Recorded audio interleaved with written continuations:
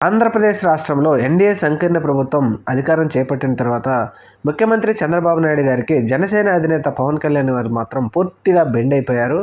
అది ఎందుకు బెండ్ అయ్యారు, ఏంటి అనేది వారిద్దరి మధ్య సాన్నిహిత్య సంబంధం. అయితే ముఖ్యంగా కింది స్థాయి నాయకుల దగ్గరికి లోకల్లో వచ్చేటప్పటికి మాత్రం తెలుగుదేశం నాయకులు మాత్రం జనసేన నాయకుల్ని బెండు తీసి పొట్టు తీసి కొడుతున్నారు. ఇలాంటి సంఘటన ఒకటి మచిలీపట్నంలో జరిగింది. మచిలీపట్నంలో ఫ్లెక్సీ గొడవ దగ్గర వచ్చి జనసేన వారు తర్వాత టీడీపీ వారికి గొడవ వచ్చి ఈ గొడవ మీద జనసేనకు సంబంధించిన ఎర్రశెట్టి నాని అంట ఆయన వెళ్ళి ఆ ఫ్లెక్సీ లాగేయడంతో తెలుగుదేశం పార్టీ నాయకులు వచ్చి ఇంటి మీద పడి పొట్టు కొట్టి సామాన్లన్నీ బయటపడేసి వెళ్ళిపోయినారు.